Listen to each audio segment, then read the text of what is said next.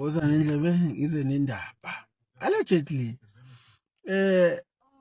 izolo namhlanje ngilo ngilalele abasakazi engibaziyo kuma radio stations futhi engikwaziyo ukuthi babe kade behlasela umsholozi kanye nezinye zabasebenzi ababephethe kuma SOEs during lo 9 wasted years, and ngibalalela ukuthi they are busy crying ngalento yalama Afrikaners awu 49 ahambile ukuthi kwaqanjwa amanga ngeSouth Africa kwathiwa there's genocide kwashiwo zonke izinto, and even uTrump wayithatha njengoba injalo leyo nto, and as a president kumele ngabe uyazi ukuthi kwenzakalani in the world in different countries.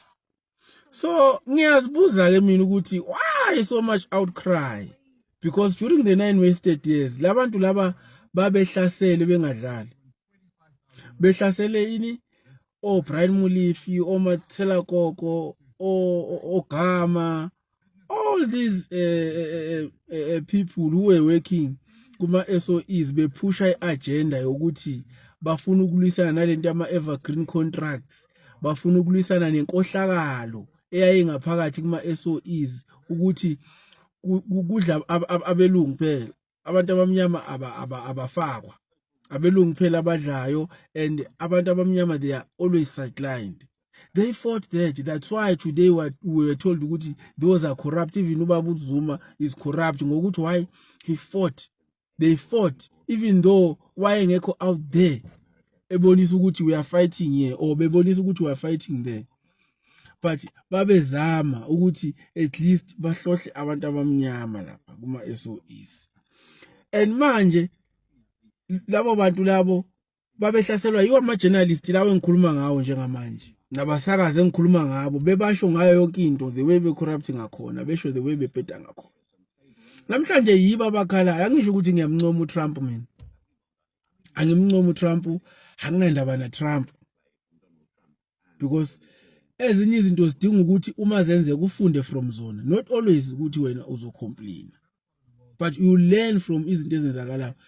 Mina abanye abantu bazothi why MK MK understands ukuthi abantu who are being hurt by this thing mostly yilabantu laba vele ababekade becindezela uBaba Zuma nalabantu ababesebenza kuma SOEs. Most of them who are being hurt by lento le yamalokhuzana lento yalabantu abathola ama refugee status eUSA, abantu abahetheke kakhulu ukuthi iSouth Africa ibulala amabhunu bathathela amafama ayo is the very same people laba becindezela lokhuzana. So mina I'm not hurt, I don't care, but ilento engimangaza ukuthi why bona sekuyiba bakwazi ukukhala ukuthi uTrump uthatha leyanto nalaba ngapha baqamba amanga most impilo yabo leya.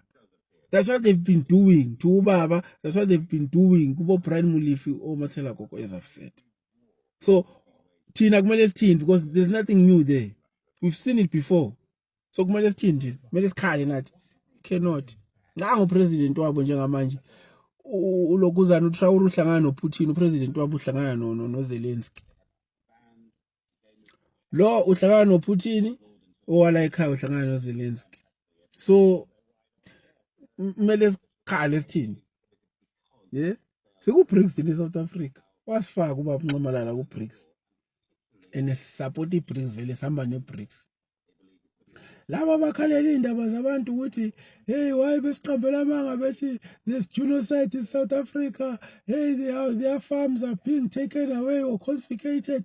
Hey man, singeni lapho khala nodwa vele thina nayiqala lento le nalwisa ubaba naqeda nalwisa abantu akayebaqhashile basibeke babeke kuma strategic positions ukuthi bezophusha agenda yomuntu omnyama, nina nalwa nilwelani nilela ama bosses wenu. So namhlanje sekuyini enikhalayo, nikhalelani, and don't the pain, we've done the same nathi. How